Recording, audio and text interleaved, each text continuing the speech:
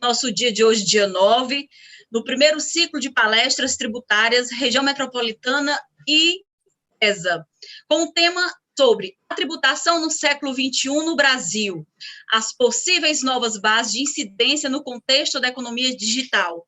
Temos como palestrante da noite o sempre presidente, doutor Valdetário Andrade Monteiro, advogado, professor de diversas pós-graduações, né? Ex-secretário-chefe da Casa Civil do Distrito Federal e atualmente procurador do Conselho Federal para os Tribunais Superiores. Boa noite, presidente Valdetário. Boa noite a você e aos demais colegas, o Diego, o João Gabriel, aos servidores da ordem que possibilitam e conclave virtual, e boa noite a todos os colegas advogados, advogadas, acadêmicos de direito, a comunidade jurídica que hoje, em luto pela morte do desembargador Jucídio Peixoto, professor da Universidade de Fortaleza e professor de gerações, podem conosco debater um pouco sobre a tributação no século XXI. Com certeza, a comunidade jurídica está enlutada por essa perda tão relevante. Professor João Gabriel Rocha, boa noite. Doutorando em Direito pela Unifor, mestre em Direito pela UFC, assessor jurídico, já foi assessor jurídico da Secretaria de Finanças do município de Fortaleza e atualmente é professor de Direito Tributário do Farias Brito e conselheiro diretor da Agência Reguladora de Serviços Públicos, ARCE. E o mais importante de tudo, vice-presidente da minha Comissão de Direito Tributário. Boa noite, meu amigo querido. Boa noite, professora Janaína, tudo bem? Satisfação participar aqui desse encontro virtual com os colegas, né?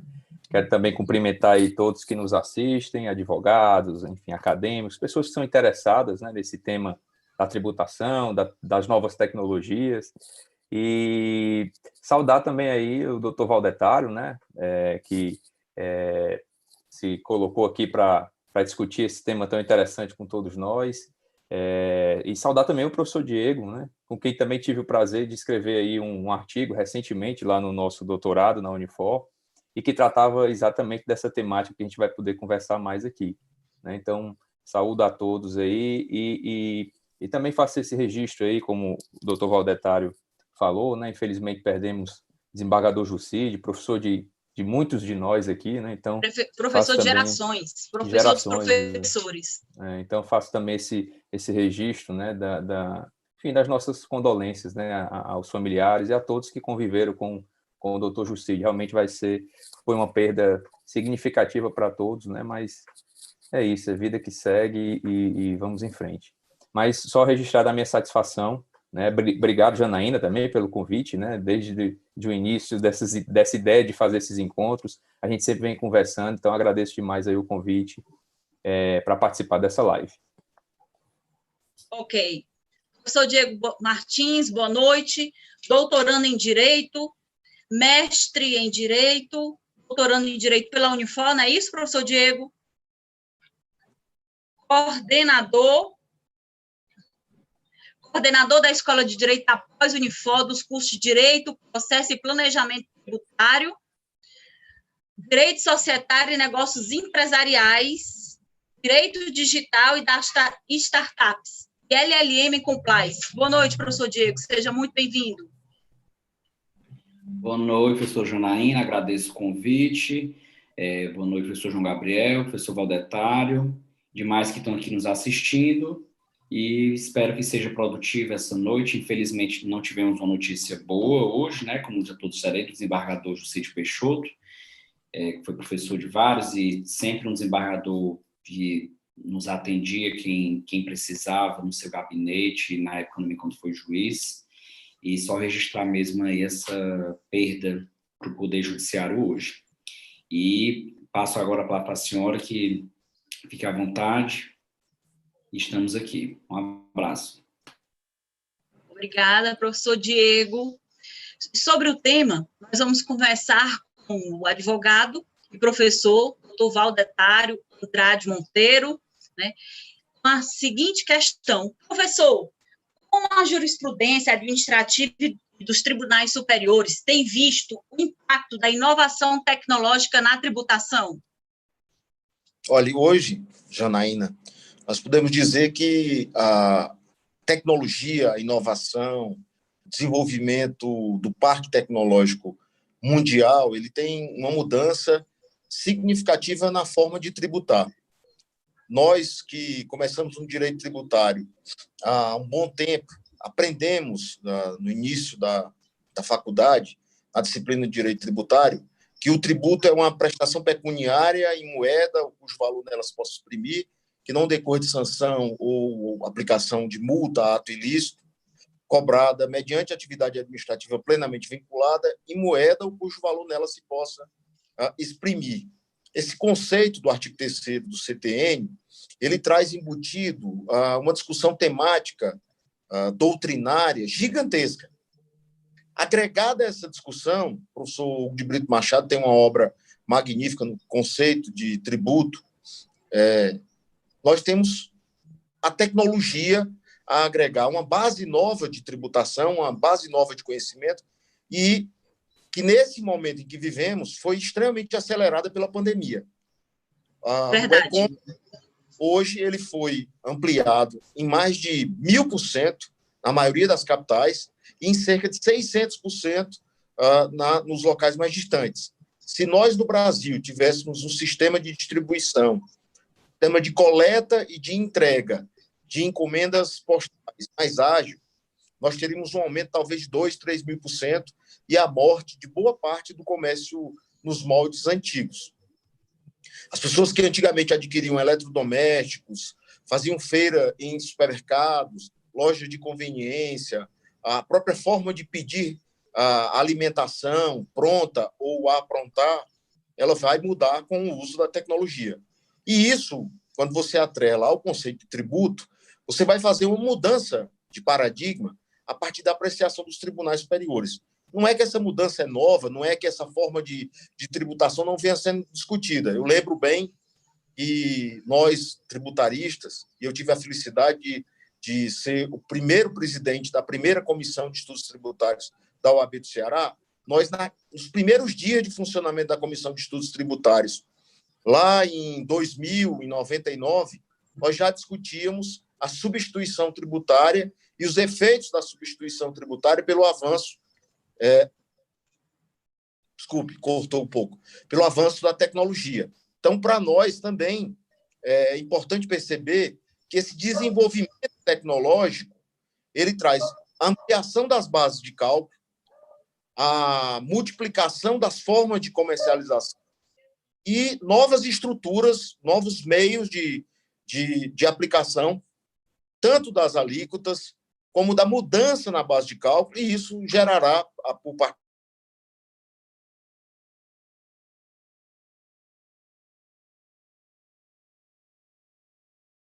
dos tribunais, novas.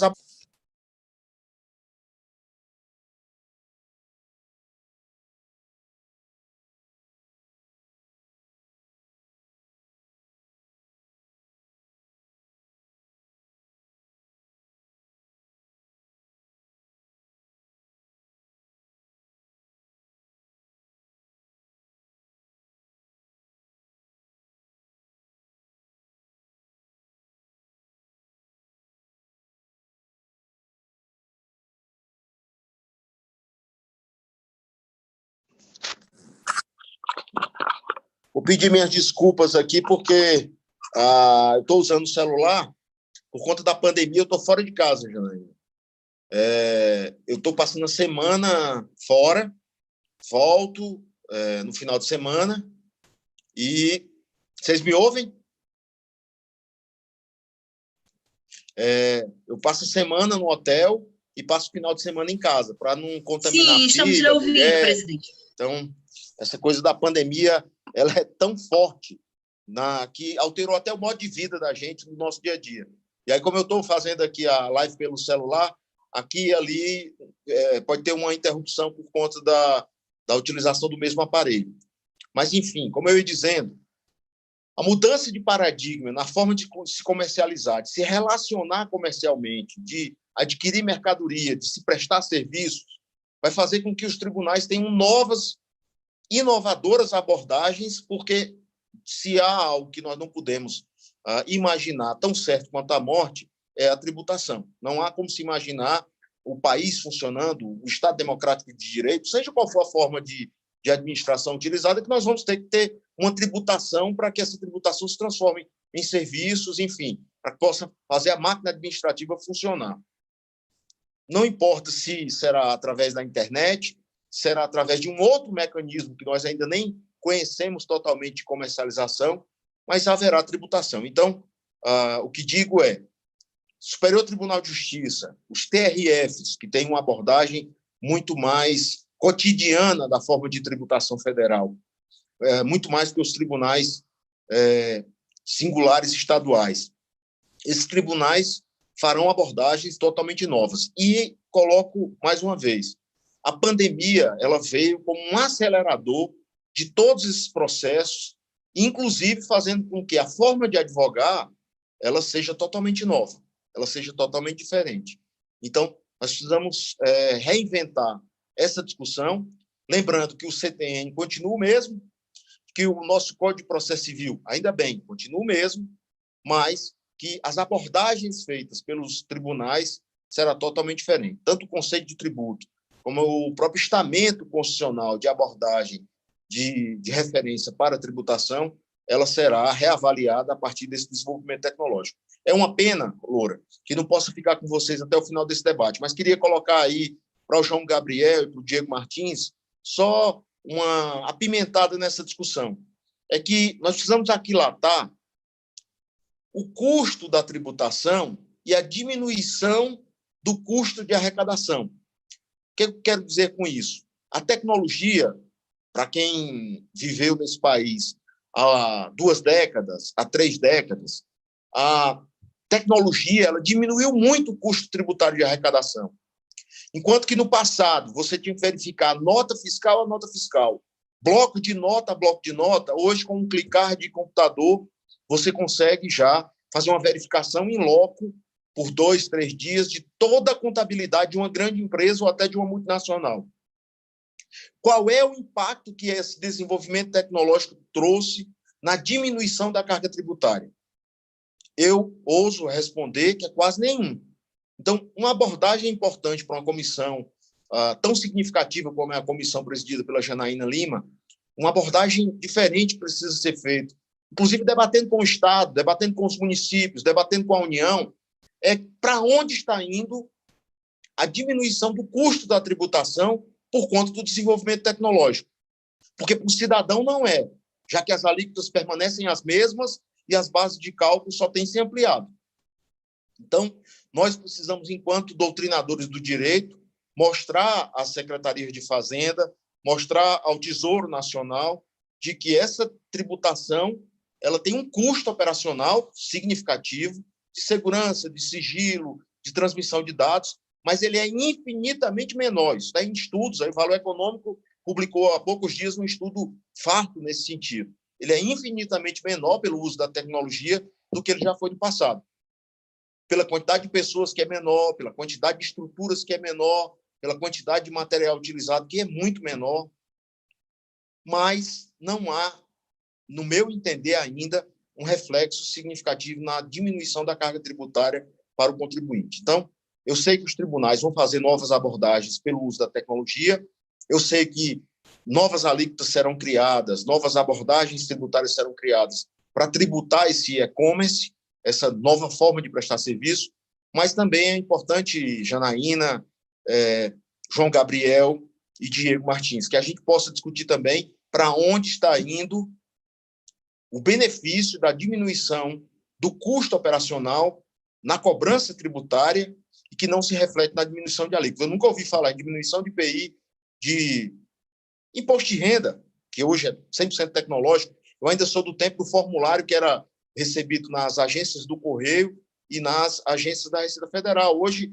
se faz pelo um aplicativo de celular com um custo diminuto para a Receita, um custo de transmissão insignificante e a tributação continua a mesma, com as mesmas alíquotas, as mesmas bases de cálculo e, o que é pior, sem uma menor correção dos valores a serem deduzidos pelas despesas com a educação, saúde, enfim.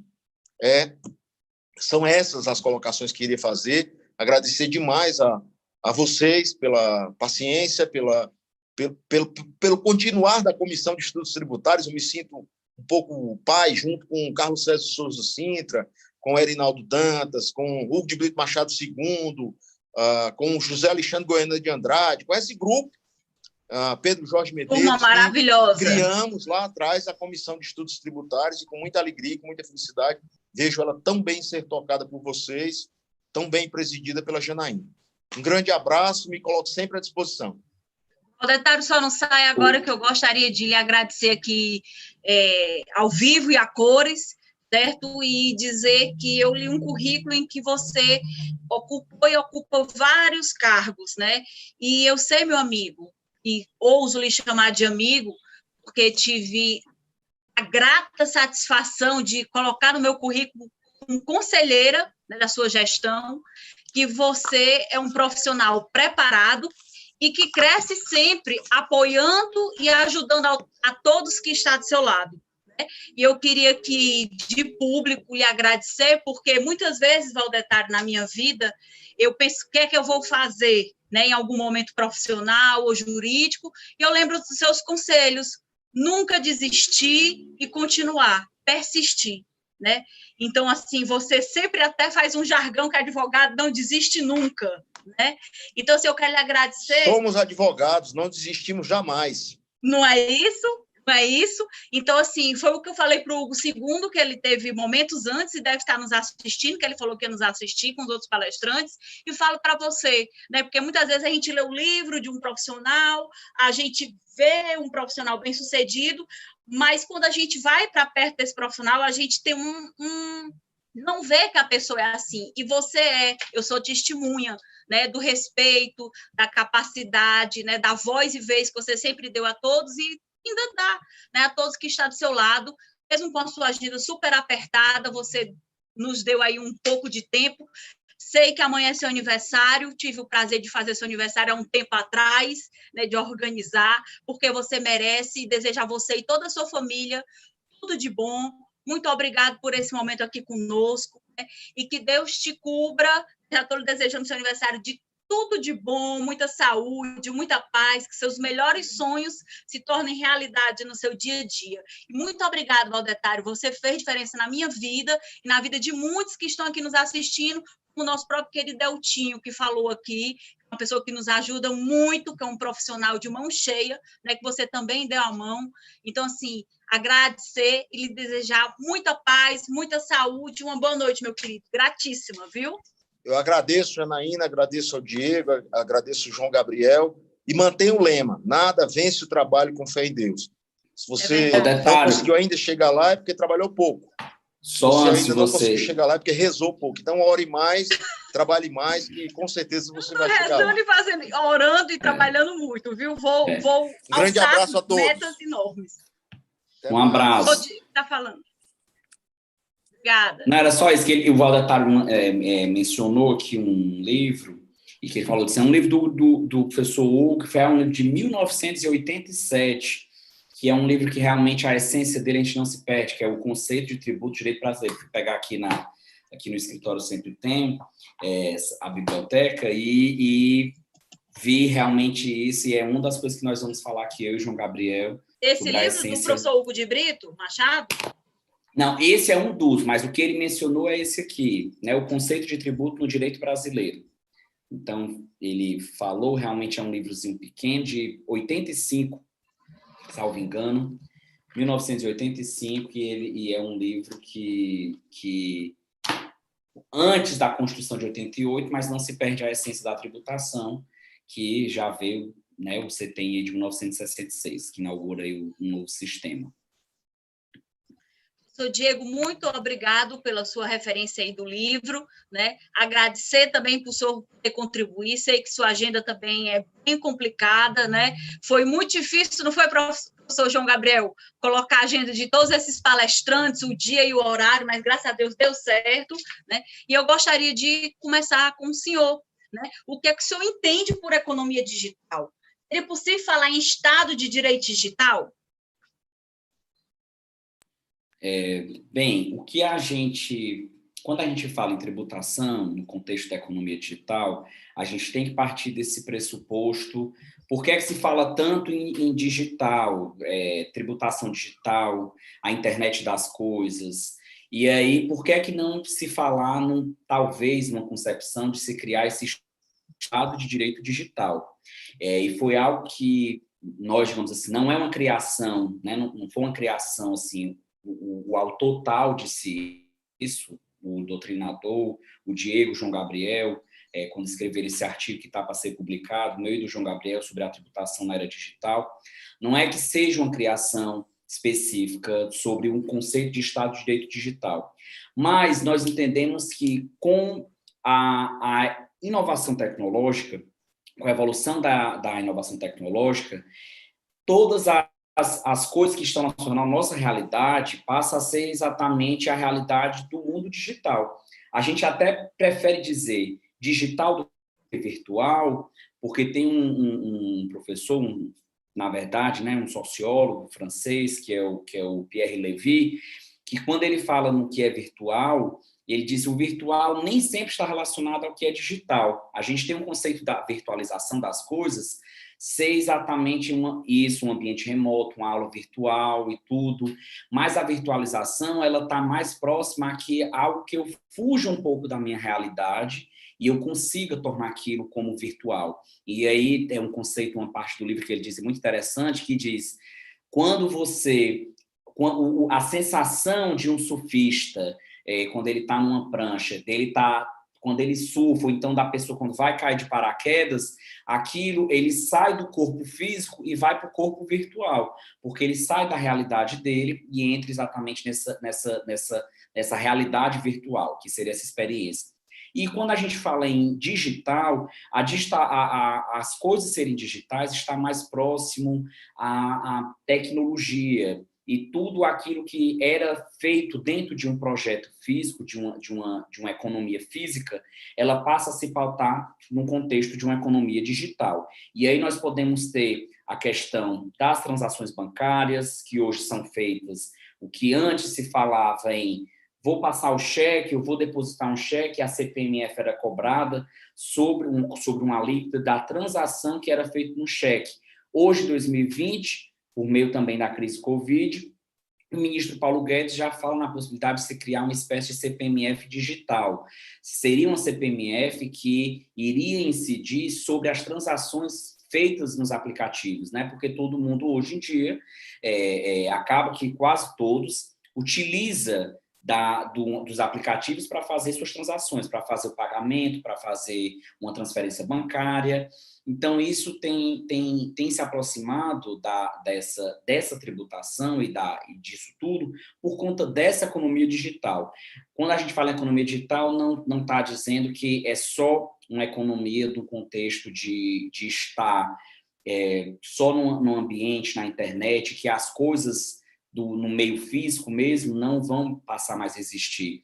Existem, mas a ideia é a evolução de tudo que era feito, todas as contratações que eram feitas, levando em consideração o meio físico, esse meio físico ele passa a ser transmudado para esse meio digital. Então, se a gente fala na internet das coisas, se nós falamos em economia digital, será que seria possível a gente falar em Estado de Direito Digital, que é exatamente a regulação do Estado por meio do direito de todas essas coisas, de todos os atos e fatos que são decorrentes, né, desse mundo digital. Para finalizar mais ou menos, eu cito até em outra live que eu participei, que é algo muito importante que todo estudante de direito, a maioria que possivelmente esteja assistindo a live é da área do direito, mas todo estudante de direito, lá no começo da graduação, na introdução ao estudo do direito, IED, estuda um livro chamado Miguel Reale.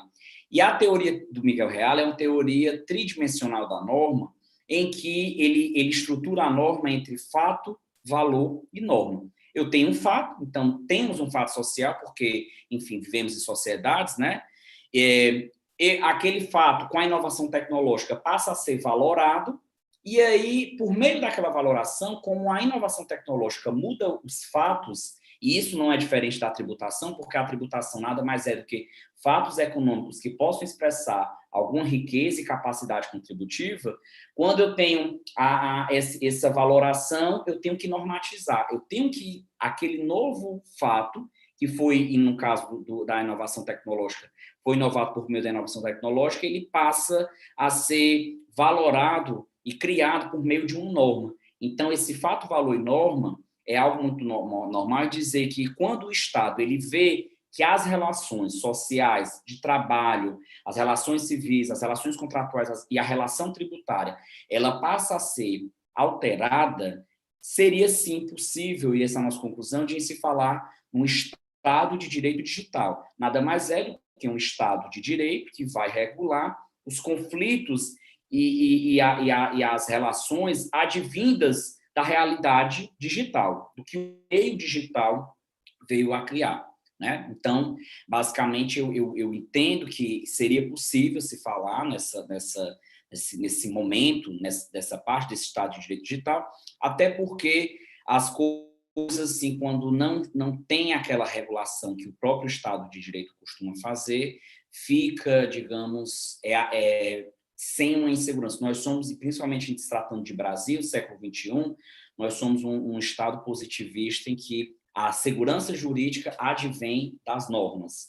Então, se eu não tenho normas, se eu não tenho regulação, e se eu tenho um ambiente novo, e aí eu vou ficar sem regular, então o Estado vem e regula para dar uma segurança jurídica tanto para o fisco como para o contribuinte. Né? O Valder falou algo muito importante, o João vai falar mais tarde sobre isso aí também, que é o próprio fisco, ele já tem e já recebe as obrigações acessórias em ambiente digital. O SPED fiscal, a AFD, a ADF, a DCTF, o próprio imposto de renda que foi feito agora, pessoa física até 30 de junho, tudo é no ambiente digital. Então, a gente passa a criar, sai do ambiente físico, que o Código Tributário Nacional fala lá no CTN, em 1966, o lugar do pagamento, e hoje, até nas aulas, o João também comentou uma vez comigo, que a gente estava dizendo na aula de graduação, quando diz, professor, mas é esse lugar do pagamento. Onde é esse lugar do pagamento? Porque eu tenho que emitir o boleto, ir lá na Receita Federal e fazer o pagamento hoje é o ciberespaço.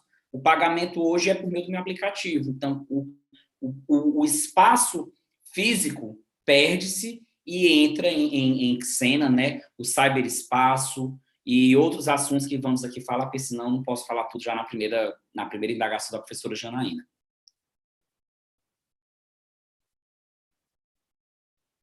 Tá o microfone. Ok, professor Diego. Professor João Gabriel,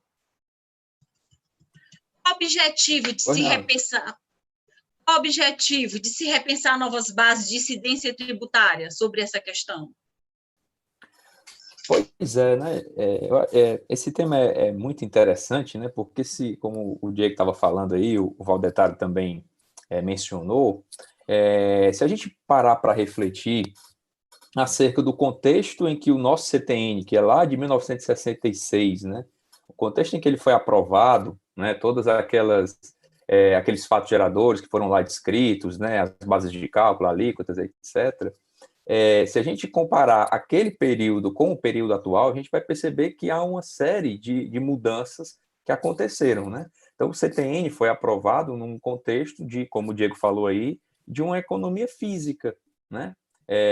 Industrialização, circulação de mercadorias por meio corpóreo, digamos assim, bens móveis, bens corpóreos, bens materializados, prestação de serviço também, que geralmente culminava com a entrega de um bem que também era corpóreo, as próprias transações financeiras, né, sempre tinha também algo material, era um cheque, enfim, era entrega de dinheiro vivo, enfim, era um contexto completamente diferente do que a gente vivencia hoje, né? Hoje, realmente, a tecnologia tomou conta da economia, né? Tanto é que se a gente parar assim para refletir, muita gente já tem falado sobre isso, né? Se você pensar, poxa, qual é a maior empresa, sei lá, de hotelaria hoje, né? E aí você vai perceber que essa maior empresa de hotelaria, ela não é proprietária de nenhum dos imóveis que ela ali negocia, né? De hotéis, pousadas, apartamentos, casas, etc. Ela não é. Por quê? Porque ela faz tudo por meio de aplicativo, tudo por meio digital. Se você pensar quem é a maior empresa de transporte hoje no mundo, aí você vai perceber que essa empresa de transporte ela também não é a proprietária, né, dos veículos que ela oferece lá para a realização desse serviço. Então, assim, isso é impressionante, né? Assim, essa mudança, esse avanço da tecnologia é realmente de chamar a atenção, né? E é óbvio que isso tem um impacto na tributação, né? Como a gente estava conversando. O CTN foi todo construído levando em consideração a economia da época, a economia física. Tá? Então, e aí já entrando nessa discussão que você falou aí das bases de incidência, né? Se você pegar a tributação em geral, ela incide basicamente sobre 3 bases, né? É renda, patrimônio e consumo, né? Então, quando você pega lá, na época, em 66, lá, quando você tem, por exemplo, tratou do fato gerador do ICMS ou do ISS, você percebe que se falava lá, por exemplo, num conceito de mercadoria que tinha a ver com um bem corpóreo. Tanto que se você pegar aí a doutrina tradicional, né, que vai definir o conceito de mercadoria, você vai perceber que todos vão tratar mercadoria como um bem móvel corpóreo, um bem materializado, né? Então, só posso considerar mercadoria propriamente dito, mercadoria para fins de incidência de ICMS, se essa mercadoria for um bem físico, né, tangível. Quando você vai lá para as bases de incidência lá do ISS, por exemplo, o conceito de serviço, a definição de serviço que o CTN coloca, né, outras normas aí, a Lei Complementar 116 coloca, e que acabou sendo consagrada tanto na doutrina quanto na jurisprudência, é que serviço pressupõe uma obrigação de fazer, né? Serviço seria um esforço humano, né, em prol de um terceiro. Então, um conceito bem restrito, bem rígido, né, de serviço. Então, a questão essas bases tradicionais, né, toda essa, digamos, essas normas tributárias que foram elaboradas em cima desse contexto, será que elas, digamos assim, são suficientes para o mundo de hoje, para a economia digital, né, para a realidade atual? Né? Será que aquele conceito lá de mercadoria que foi estabelecido lá sob a égide do Código Tributário de 66, será que ainda persiste até hoje? Né? Será que eu só posso realmente considerar a mercadoria um bem corpóreo? Será que aquele conceito lá de serviço como obrigação de fazer um esforço humano, será que ele ainda prevalece? Tá? E aí como é que ficam, e aí a gente pode refletir, né? Como é que fica essas novas realidades, essas novas atividades? Né? Então, por exemplo, como é que se tributa essas plataformas de streaming, por exemplo? O que é isso? Isso é serviço? Isso é mercadoria? Isso é uma realidade diferente? Né? Como é que eu encaixo isso no modelo de tributação que as nossas normas aqui estabeleceram? Né? Sei lá, esses serviços de transportes por aplicativo e como é que é isso? Isso é considerado, pode ser considerado serviço? Isso é uma obrigação de fazer? O que essas empresas realizam é um esforço humano, um fazer propriamente dito? Dá para encaixar como hipótese de incidência do ISS? Ou é uma outra realidade? Então, essas inovações que a economia digital trouxe, elas desafiam esses conceitos tradicionais estabelecidos na nossa legislação. Então, assim, a grande questão que eu acho que a gente procurou, de certa forma, discutir aí nesse artigo que eu e o Diego fizemos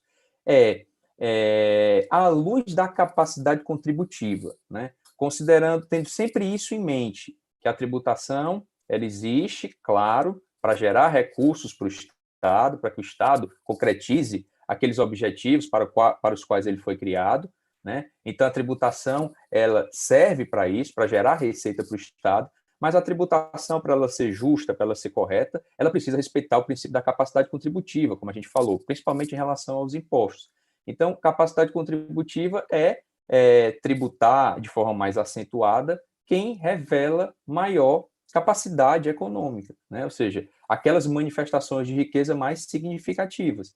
Então, tendo sempre isso em mente, né, que a tributação deve se pautar pela capacidade contributiva, de que essas atividades que revelam, que manifestam riqueza, precisam, de alguma forma, gerar uma contribuição para o Estado, tendo isso em mente, a economia digital deve ficar fora da tributação ou não? Como é que a gente adequa isso ao nosso sistema lá do século XX, né, as nossas normas mais tradicionais, fincadas em conceitos mais tradicionais? Como é que a gente adapta isso a essas novas realidades, né? Como é que essa nova economia se encaixa no contexto dessas normas? Aí, como o Diego falou, né, subsunção do fato à norma, né? Será que a norma que a gente tem hoje, será que a legislação que a gente tem hoje, tributária que a gente tem hoje, ela dá para você encaixar essas novas realidades nas hipóteses de incidência desses tributos, né? E aí eu citei como exemplo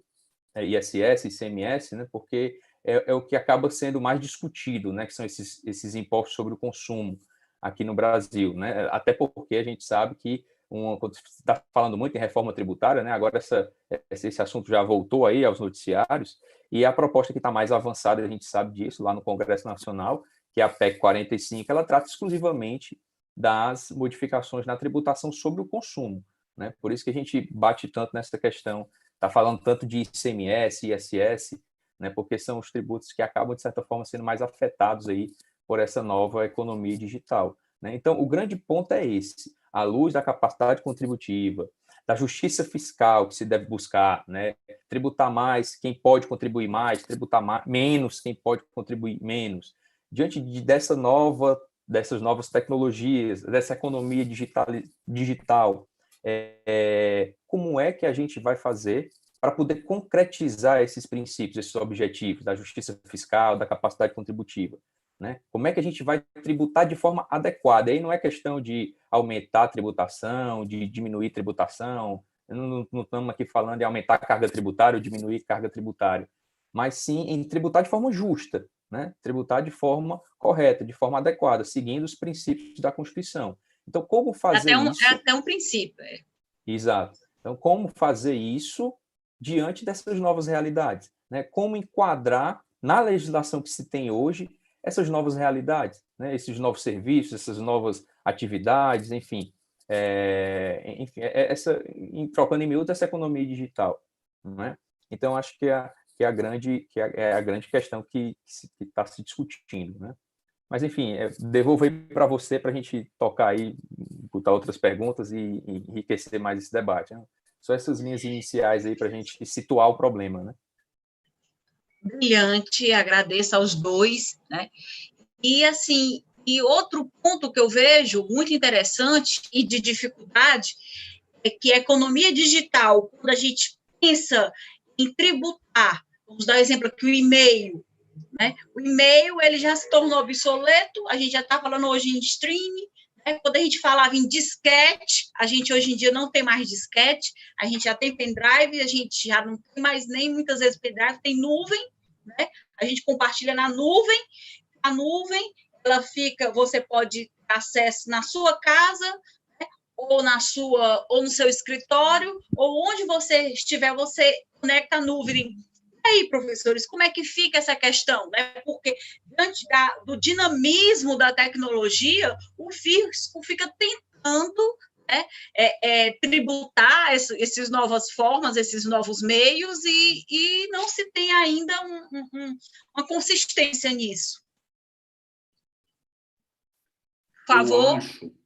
Eu acho que, Janaína, com relação a isso, puxando o gancho aqui com o João, que tudo está interligado, quando a gente fala que o Sistema Tributário Nacional, inaugurado aí, eu digo que é o vigente que nós temos, o Código Tributário de 1966, e o próprio Sistema Tributário Constitucional, que é de 88, ele é todo fundamentado para um contexto de uma economia física. E quando a gente fala nesse sentido, os próprios agentes fiscais são os servidores fazendários, né, que têm competência para constituir o crédito tributário por meio do lançamento, eles também foram pautados e são treinados, são estudados e têm aquela função, aquela visão, na verdade, não função, visão, desculpa, de analisar e buscar tributação sobre os meios mais tradicionais, porque não é que ele não saiba, mas é porque o fisco não consegue acompanhar muito aquilo. E aí é algo que é importante dizer, e voltando novamente para uma questão epistemológica mesmo, né, de essência das coisas, quando o fato, valor e norma, vem o fato, depois vem o valor, depois que vem a norma. E é isso mesmo. Quando vem o fato, quando o físico aí valora e quando vem a norma, o avanço da tecnologia é tamanho que quando ele vai regular aquilo já não é mais utilizado. Eu já estou tratando de outra, já tem outra tecnologia, já tem outra dinâmica de economia. Eu já estou Já assim, tem outro avanço. Já tem outro avanço tecnológico, e aí ele não consegue, né, acompanhar, digamos, essa tributação em específico, né, fica realmente... Você falou aqui, e o João também disse essa questão da ISS, CMS, que são as bases, digamos assim, que incidem sobre a atividade econômica, basicamente sobre comércio, que é o ICMS, alguns serviços, mas basicamente é comércio, e outro sobre serviço como um todo, que é o ISS. Mas até isso está um pouco assim, a jurisprudência do STF, às vezes, ela patina e caminha em saber disso, olha, vai pagar o software, eu estou adquirindo uma mercadoria, se eu estou adquirindo um software, ou eu estou comprando e adquirindo e tomando um serviço.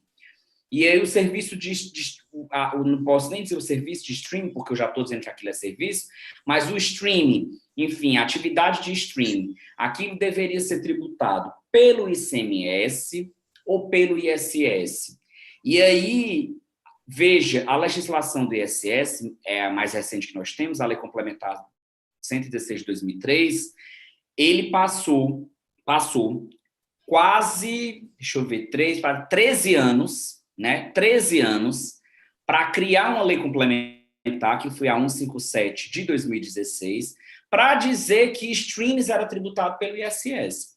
Então, o STF, quando ele chegou a dizer isso, já tem outras tecnologias, porque ele demorou 13 anos para dizer, de fato, o que era a essência do ISS. Como o professor João Gabriel diz, o ISS, tradicionalmente, é uma obrigação de fazer. Por isso que existe a súmula vinculante 31, que impede a locação, incidência de ISS sobre locação de bens móveis. Aí vem o questionamento. Quando eu vou assistir o Netflix, quando eu vou escutar uma música no Spotify, quando eu baixo o YouTube Music e vou fazer alguma coisa e ver um vídeo ou ver uma música também, eu estou adquirindo uma mercadoria ou eu estou pegando um serviço de entretenimento? Porque isso é fundamental para eu saber se aquilo vai ser ISS, CMS. Aí você dizer, Diego, mas já foi resolvido isso aí. Porque com a Lei Complementar 157 de 2016, já disse que streams era ISS. Ok, então é do ISS. Aí a gente vem para um outro desafio da tributação. A quem é cabível esse ISS? A qual município? Ao município de onde tiver a sede, o estabelecido, que é a regra do ISS, é sujeito ativo, deve o ISS ao município no qual se exista o estabelecimento do prestador do serviço. Então, o Netflix, ele está estabelecido em um local, ele vai dever o ISS para lá. Basicamente, as empresas que trabalham com inovação tecnológica no nosso país estão sediadas na grande capital da economia brasileira, que é São Paulo. E aí veio uma nova discussão. Vai ficar tudo para São Paulo? Não. Algumas situações vai ficar para o tomador do serviço. Eu, tomador de serviço, estou em Fortaleza, o Netflix lá em Esparta, então o ISS é devido a mim, em Fortaleza. Terceiro desafio. Será que o agente fiscal do município de Fortaleza está treinado e sabe que vai fazer uma fiscalização de identificar, cruzar dados, identificar exatamente a questão dos dados pessoais que estamos aí com a LGPD para vir ano que vem, a vigência. Fazer esse cruzamento de dados. E aí, enfim, finalmente, chegar e dizer, não, vamos tributar pelo local do tomador do serviço, que seria Fortaleza, Juazeiro do Norte, Crato, onde quer que a pessoa esteja. E como é que ele vai... Aí, quarto desafio para eu finalizar. Como é que ele vai identificar que a pessoa, de fato, está lá? É onde ele estiver utilizando o serviço, o fato gerador, no momento que ele está utilizando o serviço, ou vai ter como regra o domicílio fiscal daquele tomador de serviço que ele deve informar ao ele abaixar o aplicativo. Porque eu posso ter o meu domicílio fiscal em Fortaleza, mas eu fazer uma viagem a Recife e eu utilizar o Netflix lá em Recife. Será que a internet, a conexão, vai verificar que eu estou utilizando o serviço lá? Por eu estar utilizando lá, eu serei tributado lá? Ou eu devo ser tributado no local que eu tenho meu domicílio fiscal? E quinto desafio para finalizar, e se eu não tiver domicílio fiscal? Sou uma pessoa que eu não tenho porque eu sou uma pessoa que eu quero viver exatamente num Airbnb, eu sou uma pessoa que quero viver a experiência, que é o que vai acontecer durante o tempo. São algumas gerações, as mais novas, elas querem viver a experiência, não querem ter um domicílio físico específico. Quero morar um tempo aqui, depois eu vou morar ali, depois eu vou morar ali. Eu não tenho essa especificidade. Então, são desafios e nesse ponto, na dialética físico-contribuinte, pela iniciativa privada ter muito a ideia do empreendedorismo e da inovação, é muito própria da iniciativa privada, acaba que ela sai na frente, o fato, demora a ter aquela valoração, e quando o fisco vem regular, já tem outra inovação. E aí o fisco não consegue acompanhar. Para mim, no meu ponto de vista, é o maior desafio da economia digital, é a preparação do fisco com relação a isso, né? Tem alguns mecanismos, o professor Hugo II deve ter falado mais cedo, que ele já fala nisso também, de algoritmos, sobre como o algoritmos pode auxiliar na administração pública, mas ele tem uma crítica, de fato, em regra, os algoritmos só vêm quando identifica o pagamento a menor de tributo. Quando o contribuinte está assim, fazendo pagamento a menor, aí vem, epa, você pagou menos, eu vou lhe cobrar. Mas aí, quando o contribuinte faz pagamento a maior, a Receita Federal, a Cefaz, o ACFIN chega, ei, contribuinte, bate lá no seu e-mail, nem na porta, que a gente está falando de digital, né? Chega lá no seu e-mail, no domicílio tributário eletrônico, contribuinte, você pagou a maior, você vai ser restituído de ofício automaticamente. Isso ainda é uma realidade que a gente gostaria que tivesse, mas vejo, sendo otimista, que eu sou muito otimista, que ainda há um tempinho para a gente chegar nessa preparação e nessa consciência fiscal digital, se assim a gente pode falar. Certeza, com certeza, mas é um processo, né? Como é que a gente poderia acelerar esse processo?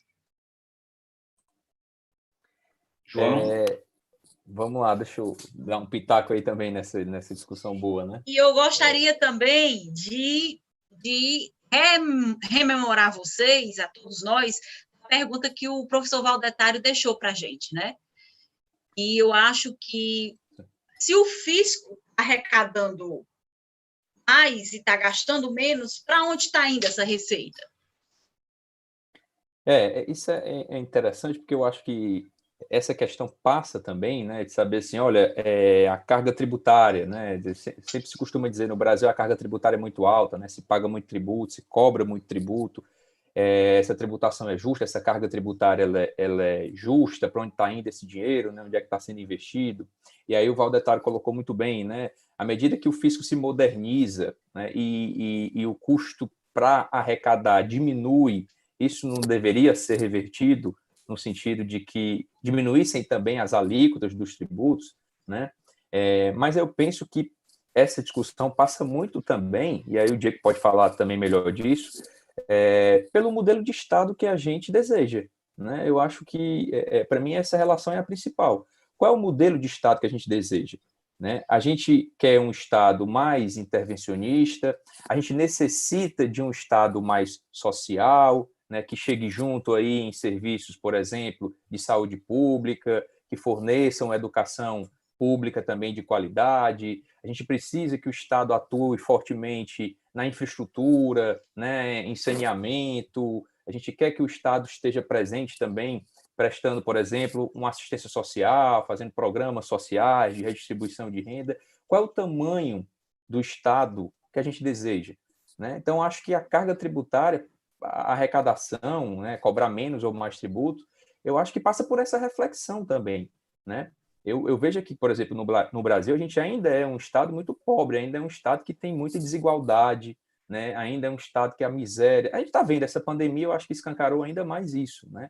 Então, certeza, assim, aflorou as brechas. Então, assim, tudo indica que, por exemplo, no caso do Brasil, ainda é necessário um Estado presente, né? Um Estado que haja, né, prestando serviços básicos à população. Então, se a gente ainda necessita de um Estado mais forte, mais presente, a gente tem que reconhecer que, por outro lado, a tributação vai ter que ser acentuada, né? Porque de onde é que o Estado vai tirar dinheiro, vai tirar recursos para fazer frente a tudo isso que a gente espera dele, né? Então, eu acho que essa questão da tributação que o Valdetário colocou aí, né, eu acho que essa discussão passa mais por uma reflexão acerca do tamanho do Estado, do papel que a gente espera que o Estado exerça, do que propriamente da modernização dos fiscos, né, das secretarias de Fazenda, da Receita Federal, etc. Né? Eu penso dessa forma. Mas, é claro, eu acho que é uma discussão que a gente tem sempre que levar em consideração. Né? Tamanho de carga tributária, diminuição da arrecadação, dos tributos. Você percebe também, aproveitando essa discussão, né, e tentando usar assim, os assuntos que estão na pauta do dia aí, a própria reforma tributária, como eu falei, que está mais avançada, a proposta que está mais avançada, essa PEC 45, se você parar para analisar, o objetivo principal, isso foi dito, inclusive, por todos os que elaboraram a proposta, né, o pessoal lá do Centro de Cidadania Fiscal, você pega as entrevistas do Bernardo Api, do próprio professor Eurico Santos, todos eles são muito claros em afirmar que a proposta ali é simplificar a tributação sobre o consumo. O objetivo fundamental ali é simplificar, né? Excluir aqueles 5 tributos e substituí-lo por um único tributo sobre bens e serviços. Mas em nenhum momento eles cogitam a possibilidade de diminuir as alíquotas e diminuir a arrecadação. Né? Eles construíram todo um projeto de reforma partindo da premissa que os níveis de arrecadação devem se manter nos mesmos patamares que ele é hoje. Né? Estados, municípios e a União não perderiam receita. Então, assim, você percebe que mesmo essas propostas que intentam alterar o sistema tributário, elas, pelo menos nesse momento, ainda não consideram diminuir a arrecadação, né? Porque o Estado, como a gente está observando, ele precisa cada vez mais de recursos para poder fazer frente minimamente, né, ao que se espera dele. Tá? Então, isso acho que é uma... respondendo mais ou menos a pergunta que o Valdetário colocou, eu acho que passa mais por isso, né? por essa reflexão acerca do papel do Estado, né? O que a gente espera dele, o que a gente vislumbra como um objetivo, a finalidade do Estado, né? E sempre lembrar que para que o Estado faça o que a gente espera que ele faça, ele precisa de recursos, ele precisa de dinheiro, e esse dinheiro vem fundamentalmente da tributação, né? Não tem muito mistério, não tem muito segredo, não tem muito como inventar nada diferente disso, né? Então, acho que passa por aí, Janaína, a meu ver, né? Essa que o Valdetário colocou, essa discussão. Ok. E vocês entendem que as novas bases, elas conseguem arrecadar mais sob o prisma da capacidade contributiva, ou não? A capacidade contributiva ainda está sendo deixada de lado? Eu acho, e aí eu Vai lá, vou partir mais ou menos aqui, João, depois ele fala aí também, daí dá para a gente falar em dois. Eu acho que ainda não, porque o João falou da PEC 45, que é uma reforma tributária que tem a que é mais falada, e é uma reforma tributária que é muito no sentido de mais simplificar a tributação e não resolver a tributação. E aí eu nem gosto também muito de utilizar, quando ele fala assim, e na leitura, críticas, né, como agora mais como professor do que como advogado mesmo, não gosto de utilizar nem a questão mesmo de reforma. Porque para eu reformar, a gente teria que mudar a estrutura do sistema. E aí, se o meu sistema hoje ele é pautado num consumo, boa parte da tributação dele é consumo, a reforma tributária ela pauta-se em consumo. O que ela faz é simplificar. Eu tiro o IP, eu transformo IPI, ICMS, ISS, PIS e COFINS em um tributo só, que é o IBS. Então, eu não tenho isso. E eu mudo, né? E essa é uma grande alteração que os congressistas dizem, eu mudo a competência, porque a competência passaria a ser da União e aí o fisco estadual municipal receberiam receitas derivadas com relação a isso. mas eu não entendo que seja mesmo uma reforma, e eu não entendo do jeito que está posta, a não ser que venha de fato uma proposta, mas hoje o que nós temos, que ela vá fazer sob o prisma da capacidade contributiva. Eu acho que uma reforma, e aí vou ter a audácia que acho que no ambiente acadêmico é esse o ambiente para a gente discutir propostas e audácias e argumentos nesse sentido, né? O que eu costumo dizer para todos também. São duas coisas que têm que ser diferentes. A academia ajuda a advocacia muito. Eu acho que eu não sei qual tipo de advogado eu seria se eu não tivesse academia. Não digo que nenhuma coisa é mais importante do que a outra, elas acabam se complementando. Não vivo sem academia e nem vivo sem minha advocacia, né? Então, tem que se complementar. Mas uma petição, por exemplo, eu não posso discutir se é indevido ou indevida aquilo ali propor algo. Eu posso discutir até que é inconstitucional, que é ilegal, mas eu propor não é momento de propor. Proposições nós fazemos no ambiente acadêmico, num debate, numa live desse, momentos desses como nós estamos tendo. E dentro dessas proposições, tendo que essa audácia de tratar, eu acho que se tivéssemos uma proposta voltada mais para a tributação de uma renda, e renda essa que, de fato, eu identificasse o patrimônio, não, porque quando eu falo em patrimônio, o patrimônio hoje mais imposto patrimonial, eu tenho IPTU, que é município, IPVA, que é estado, e ITR, que é zona rural. Mas se eu considerar a amplitude de patrimônio como ativos financeiros, aplicações e algo que a classe rica milionária tem, que aí, quando a gente fala muito em reforma, você fala, isso que eu vou pagar. Não é a classe média. Apesar, hoje a classe média ela é autotributada. Por quê? Porque a classe média, apesar de ter um pouco patrimônio, padrão, né? Um imóvel para morar, e o casal, se for casal, cada qual tem seu carro, e quando melhora um pouquinho, tem uma casa de praia ou na serra, na nossa realidade Fortaleza, pronto, fica aí. Mas não é isso, mas ela consome muito, ela faz o consumo, então por isso que ela é tão onerada, ela consome, ela trabalha, e aí ela não faz os arranjos que, de fato, a classe mais alta do nosso modelo social, ela é atingida. Mas uma tributação e não sou eu, nem o João Gabriel, nem a professora Janaína, mas são os teóricos, de fato, da tributação, mas isso com a economia digital ficou mais forte, que é o plano da própria OCDE, Organização dos Países Mais Desenvolvidos do Mundo, sugere que a tributação seja mais forte sobre a renda. Renda essa e patrimônio esse, que possa ser considerado como ativos financeiros, grandes aplicações, eu ter um cruzamento entre fiscos que eu consiga identificar se o meu patrimônio, para não ser tributado no Brasil, eu não consiga evadir essa base de tributação para um paraíso fiscal, né? Já se fala também paraíso fiscal digital, que é aquele em que eu tenho uma tributação mais favorecida sobre a renda. Então, eu acho que passar a pensar nisso e criar um sistema de progressividade de alíquotas de imposto de renda, de fato justo e de fato progressivo, eu tenho uma alíquota, eu tenho uma isenção, eu tenho uma faixa de isenção considerável, R$2.000, será que R$1.000 e poucos por mês é uma faixa de isenção considerável? Eu aumentar R$300, R$400, eu já sou tributado a 7,5%, será que é justo? Começar com 1%, depois ir para 3%, 5%, 7,5%, 10%, 12%, 15%, 19%, 20%, que a gente tem até 40%. Mas eu tenho pelo menos 20%, taxa ali. Eu consigo observar a pirâmide e a estratificação social e aumentando a tributação ser nesse sentido. Mas uma tributação dizendo que é progressiva, sem a gente ter, né, não sei se realmente seria isso atingido. Eu acho que do jeito que nós estamos hoje, não resolve o problema da tributação sob o prisma da capacidade contributiva.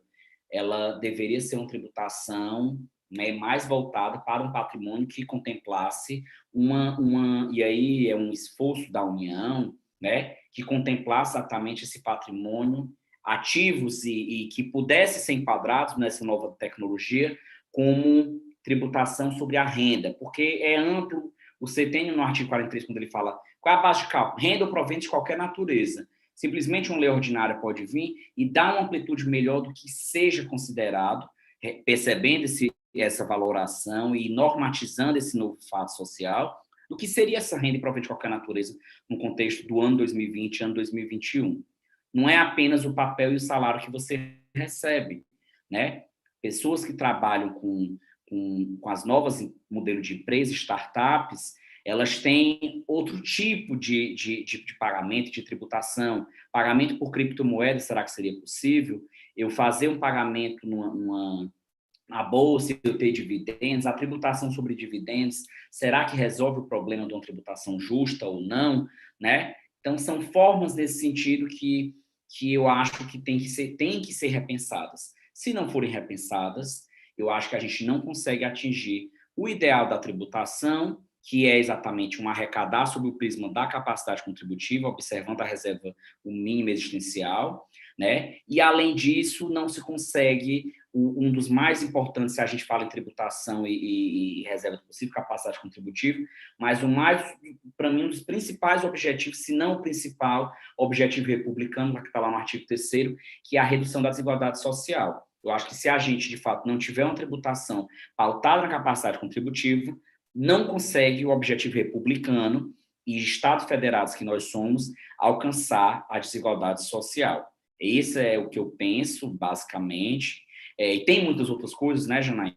A gente que poderia passar horas, mas pelo tempo mesmo, é o que eu penso. E, no mais, já me delongando aqui, convidar e até aviso, a gente avisa para a professora Janaína, quando vê, né, João Gabriel, a nossa publicação do nosso artigo aí, a gente publiciza, de fato, para que todos possam fazer a leitura aí nos periódicos, que tem muita coisa no artigo que a gente trata de proposições sobre possíveis novas de incidência tributária. Não é propor por propor, não é propor para arrecadar, mas há toda uma teoria por trás disso. Propor com a capacidade contributiva e que a gente consiga reduzir desigualdades sociais. Ok. Inclusive, essa pauta foi mais ou menos o tema da nossa palestra anterior e também um tema de uma palestra que nós fizemos, não foi, Gabriel, na Uninasal, você lembra? Né? Exato, então, é um exatamente. tema que o Valdetário disse que quando ele foi presidente da comissão, né, quando ele estava começando a advocacia dele tributária, já se falava, porque é exatamente o que a gente tratou aqui anteriormente. Né? A nova economia digital, antes, era o e-mail, era o disquete, né? A gente já falou hoje de streaming, né? A gente já falou hoje de startups. Então, assim, gente, é um mundo de situações que realmente elas nascem a todo momento, não é isso? Janaína, e outra coisa também, só acrescentando aí também, que o Valdetário comentou um pouco, né, aí sobre como é que a jurisprudência dos tribunais aí superiores, dos tribunais no Brasil em geral, como é que ela está se comportando, né, diante dessa economia digital. Uma coisa como é que está sendo o reconhecimento, né? Isso, né? Outra coisa que eu acho que imagino que seja interessante de nós acompanharmos aí e a gente até comenta nesse artigo que o Diego mencionou também,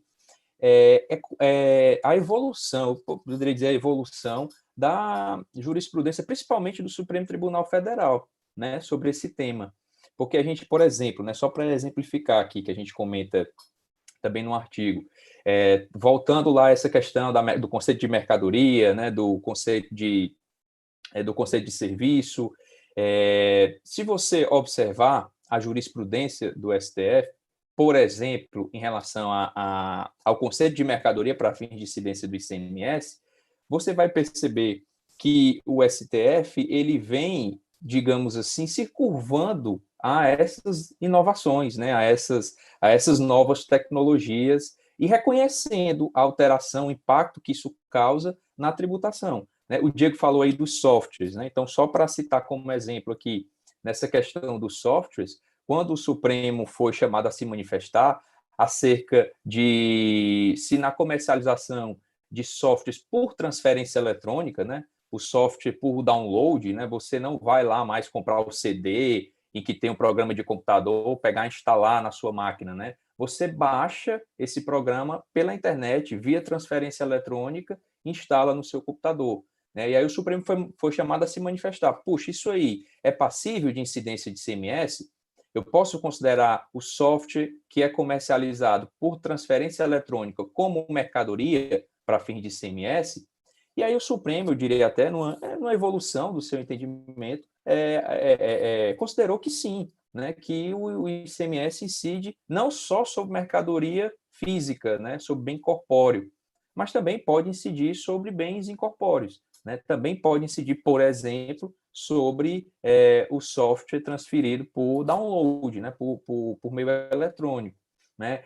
A própria Constituição já tinha equiparado a energia elétrica, que é um bem incorpóreo, à mercadoria para fins de incidência de ICMS. Né? Outro ponto que é interessante, o próprio Supremo Tribunal Federal também, quando se manifestou lá sobre aquela questão da imunidade do livro eletrônico, né? Até uma decisão muito bem fundamentada do Supremo, recente, mais ou menos recente, né? Acho que foi 2016, se não me engano, 2015, quando se deparou sobre essa discussão, a imunidade do livro é só o livro físico, é só o livro em papel, ou também abrange o livro digital, o livro eletrônico, né?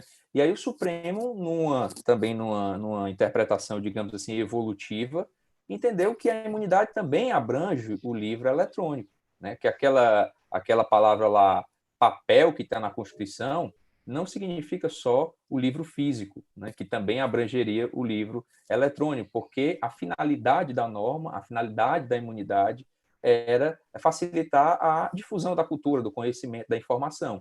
E tanto um livro eletrônico quanto um livro físico faz a mesma coisa.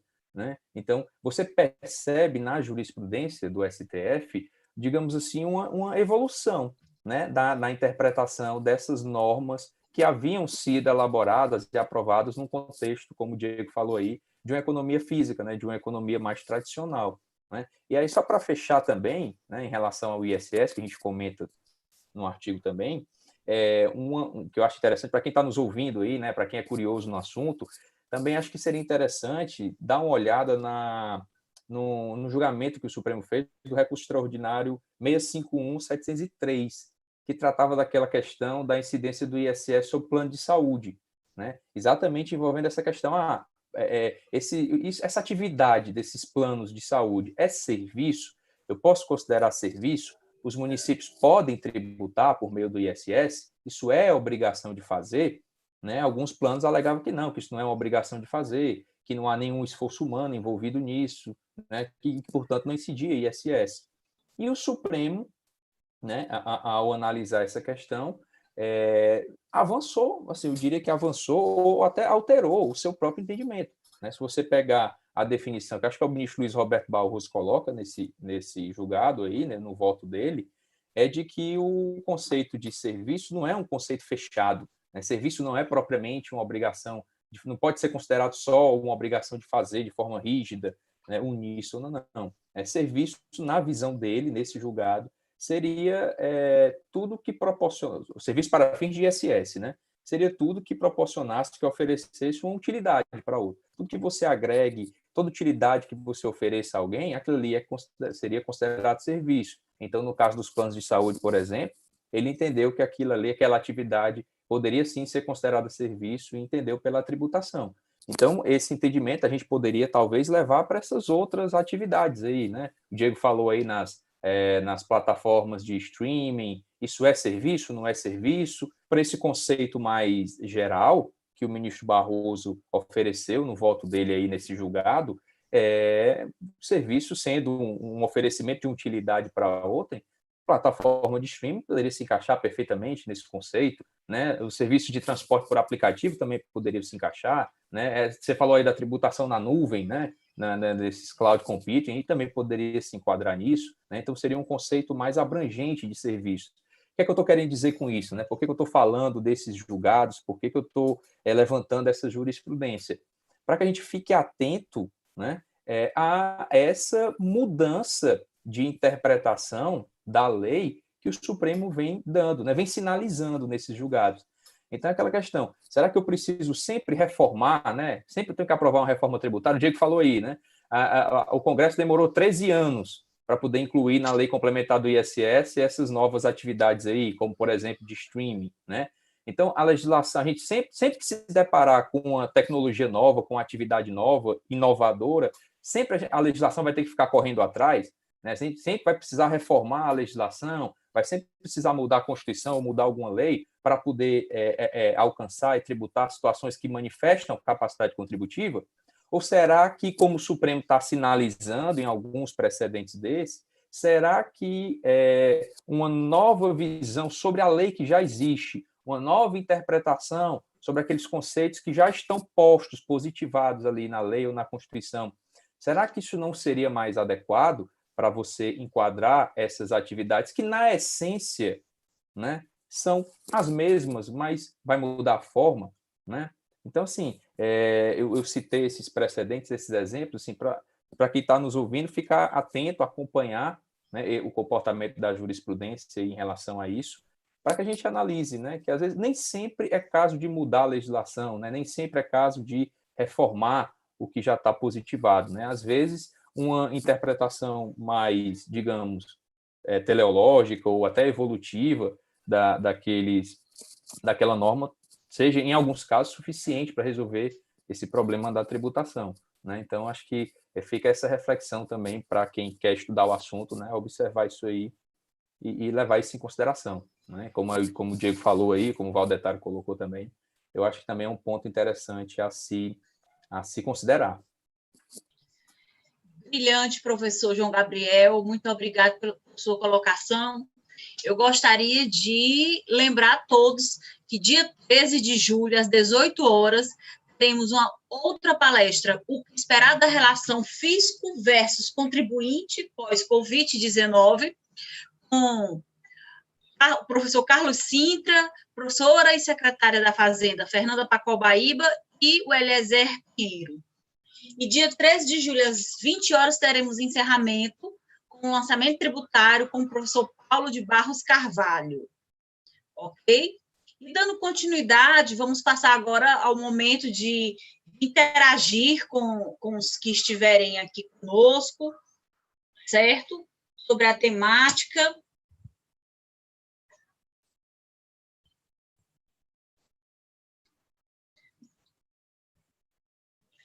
Vera Lazardes, boa noite. O Márcio Alencar fala sobre a criptomoedas.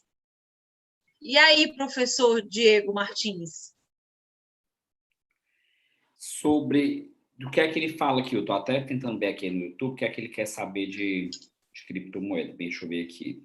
Não, ele só citou. Ele falou que Outro problema é a questão questões da criptomoeda.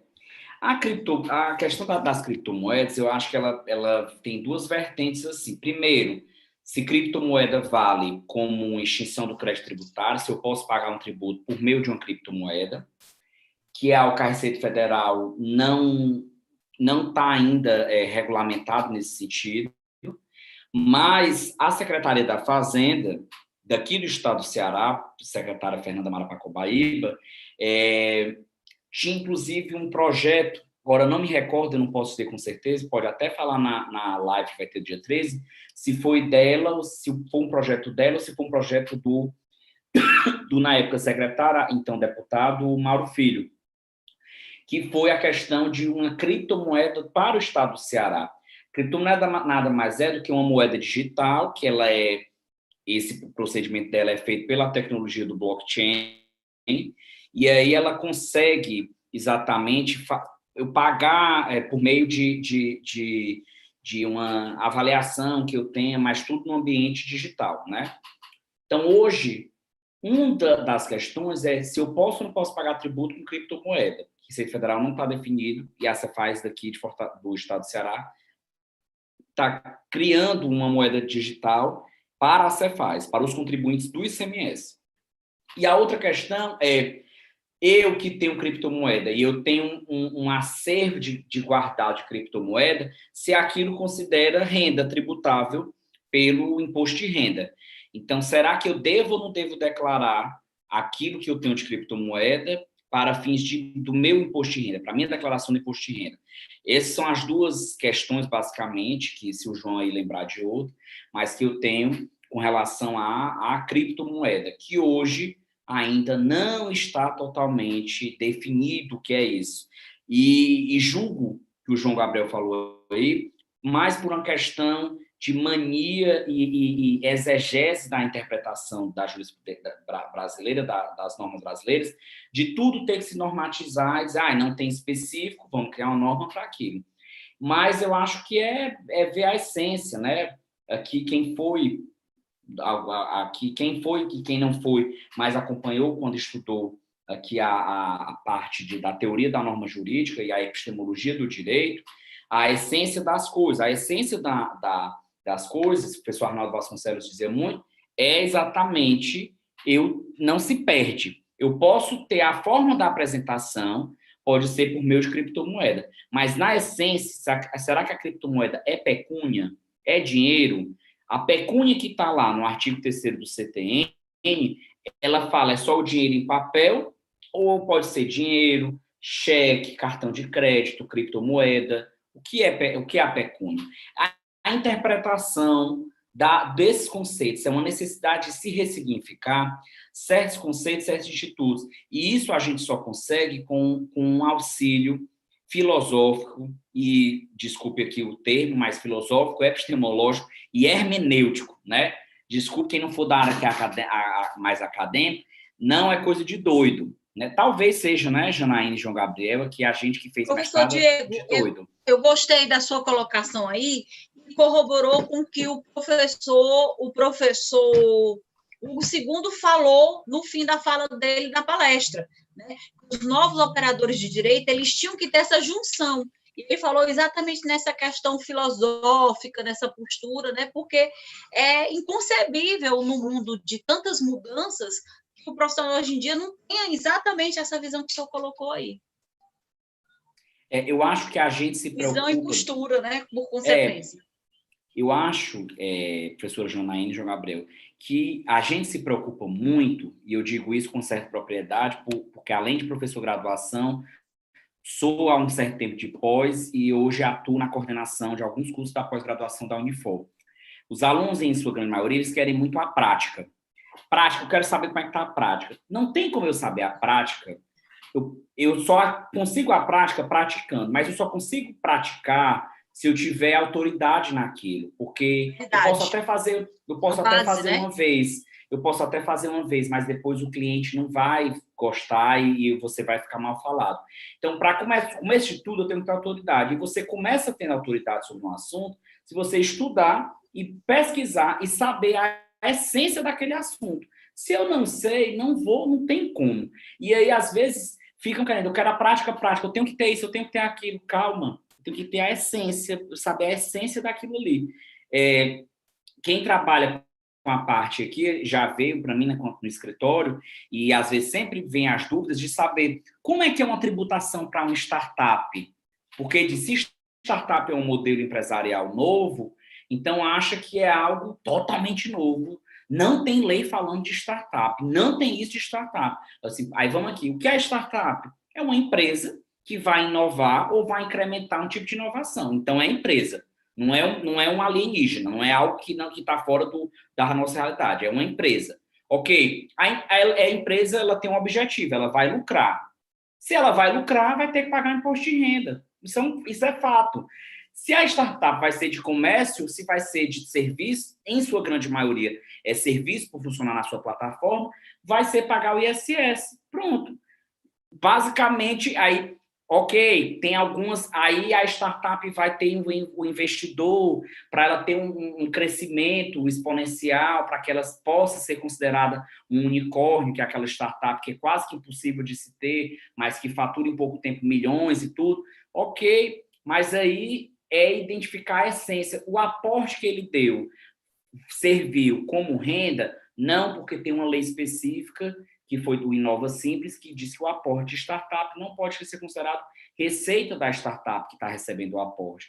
Mas, então, assim, se eu não tenho esse conhecimento, a pessoa assim, eu vou ser o especialista só nessa startup, só nisso. Não tem. Eu costumo dizer para os meus alunos também de tributário que a tributação, ela pode mudar até os setores. Eu sou um advogado que advogo mais para a área de serviço, para a indústria, para o comércio, para o agronegócio, para a startup, para a construção civil, mas se eu conheço o espírito da lei de Montesquieu, se eu conheço a essência do que é a norma, se eu conheço o que é a essência da base de incidência tributária, eu consigo fazer o parecer e tudo. E a gente busca isso nos maiores pareceristas, doutrinadores. Marco Aurélio Greco, professor Hugo de Brito Machado, pai, professor Hugo de Brito Machado II, Schubert de Farias Machado, Paulo de Barros Carvalho, quando fala na questão do construtivismo lógico-semântico, que nada mais é do que a essência das palavras, Fernanda Mara Pacobaíba, que tem uma obra brilhante falando sobre esse novo construtivismo lógico-semântico nesse contexto da atualidade, do futuro. Então, assim, os juristas e tributaristas, pelo menos os que eu admiro mais, que são meus ídolos, que são esses todos que eu citei, Sacha Calmon, Isabel Dese, todos trabalham com a questão de essência, e todos não chegaram a onde chegou. Regina Helena Costa, que além de doutrinadora, mas é ministra também do STJ, não chegou porque, com a prática, estudou, buscou a essência, para depois ele saber a prática. Eu acho que, e acho que isso que falta, Perfeito. né? Assim, falta, eu acho, às vezes, os alunos quererem um pouco mais, entender um pouco mais de filosofia, de hermenêutica, de base de disciplinas propedêuticas que são a essência. Até porque, na graduação, os alunos eles querem a prática também. Já chega querendo ir para o júri, já chega querendo fazer audiência, Código de Processo Civil, e aí as disciplinas que têm essa relevância de hermenêutica, epistemologia e filosofia, não tem. Acaba que a gente vai ver isso, Janaína e João Gabriel, depois que a gente faz a pós, depois que a gente entra no mestrado. É aí que a gente vai dar o valor. Daí eu dar tanto importância e sou realmente apaixonado pela área acadêmica. É uma coisa que eu não abro mão das minhas aulas, por conta disso, né?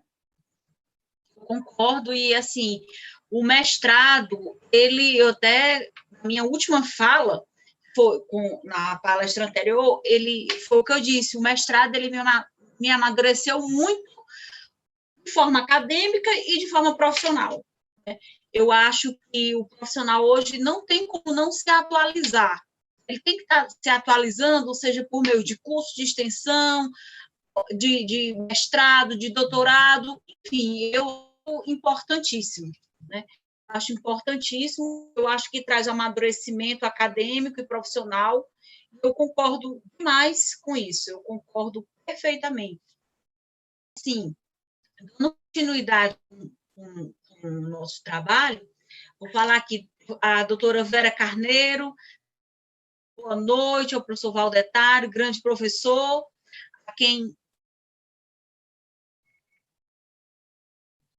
saúdo a todos, abraço a todos, Vera Lazar Carneiro, doutor Ayrton Parente diz parabéns, doutora Janaína, grande abraço, doutor Valdetário, Brian Rocha, fala muito bom, Juliane Mendonça que manda palminhas, Fernando Vitor Laprovitra, saúde a todos, boa noite, Márcio Alencar, parabéns, Janaína, Diego, João Gabriel e Valdetário, excelentes temas, nada mais atual do que estudar o cenário digital sob a perspectiva do direito tributário.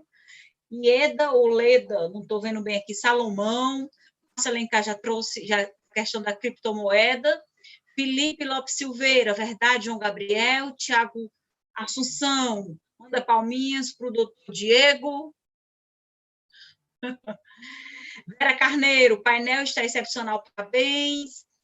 Vera Carneiro, tributação dos extremes, grande tema, além de outras reflexões quanto ao papel do Estado. Muito bom, sem deixar o tema direito digital. Vera Carneiro continua batendo palma. Marfisa Ximenes, excelente live. E Francisca Stein, excelente. Bom, essas foram as considerações, né, que o nosso público trouxe, a nossa plateia de hoje, né, esse webinário vai continuar gravado, né, eu vou mandar o link para vocês, eu quero, assim, agradecer, principalmente agradecer ao diretor Leonardo Leal pelo apoio, ao diretor Eduardo Paragmácio, o apoio também, e ao Eltinho, que está com a gente aqui em todas as lives, e a Claudinha, que nos dá o suporte técnico de ficar mandando os posts para um lado para o outro, né? Agradecer ao João Gabriel, que quando a ideia veio, a gente fez uma primeira reunião, eu, o João Gabriel e o Marcílio, da nossa comissão, né? E a gente gestou essa ideia junto, e que bom que essa ideia está aqui amadurecendo, que vem muitas outras boas ideias.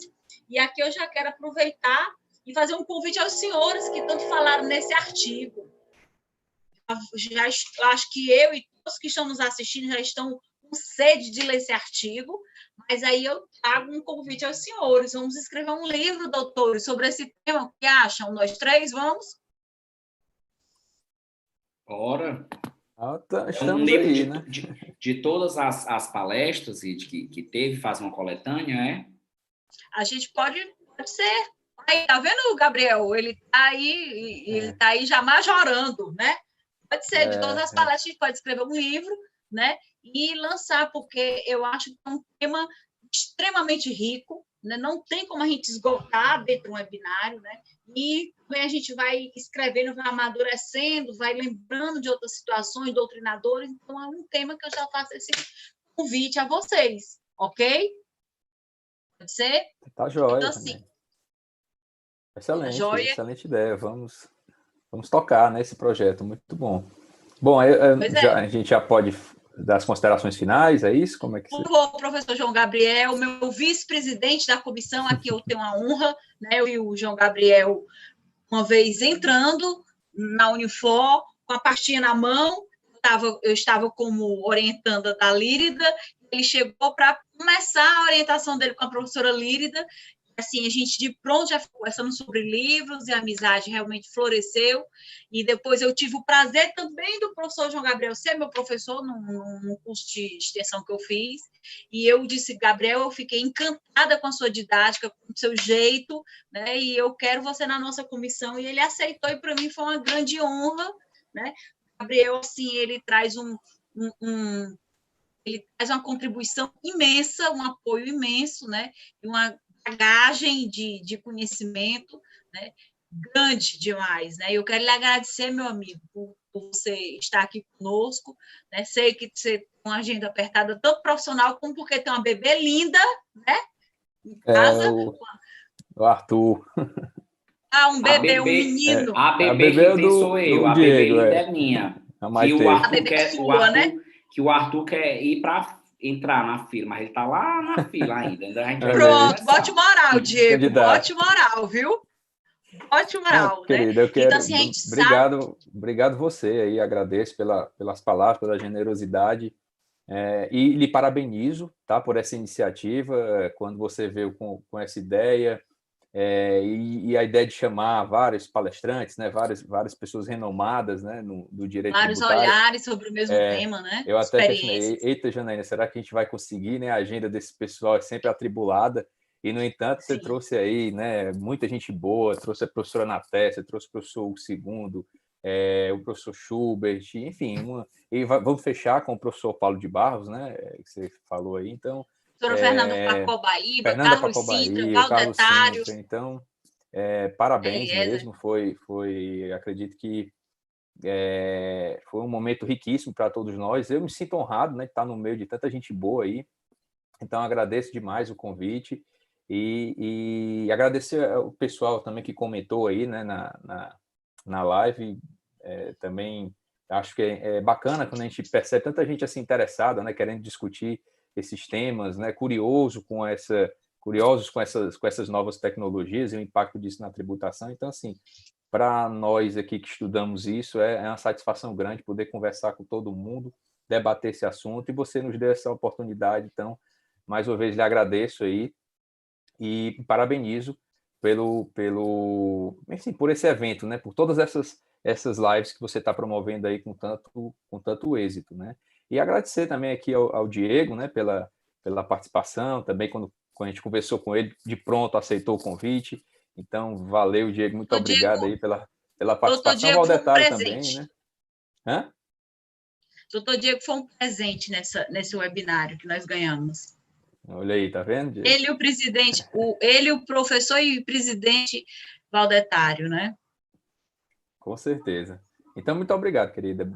Assim, foi para mim uma satisfação e estamos aqui, estamos sempre à disposição, para tocar aí esses projetos aí no tributário, na academia, na advocacia, enfim. Muito obrigado, boa noite a todos, né? Agradecer também a todos que nos assistiram. E é isso, né? Vamos em frente. Ok. Aqui André Santiago, membro da nossa comissão, né? Ela falou sobre novos professores de grande peso. Parabéns, obrigada. Obrigada. Gente, nossa assim... colega de PPGD, né, André? É brilhante Nossa também. colega de PPGD e de comissão, preparada, Isso, exatamente. jovem professora também, né? Então, Perfeito. assim, eu gostaria de passar a palavra agora para o professor Diego, né? E deixar aqui todos como testemunho do nosso livro, viu, professor João Gabriel e professor Diego? Esse ano ainda, tá joia? Ixi, Maria, muita coisa. Mas vamos ver, Damos conta. A gente encontra um tempinho aí. Agradeço, professora Janaína, pelo convite. Quando o João Gabriel veio falar comigo, de imediato eu tentei ver um horário, realmente aí na agenda para isso. Graças a Deus que temos, né, digamos, eu costumo dizer assim, graças a Deus que temos uma agenda realmente assim, com compromisso. Tem tanta gente, eu acho, que está querendo uma ocupação e não tem, e a gente aí no momento desse de crise, de pandemia, temos que escolher horários por conta da quantidade de coisa que nós temos. Então, graças a Deus, e Deus permite que isso continue assim. E continue assim, só agradeço a Deus. Cada vez melhor.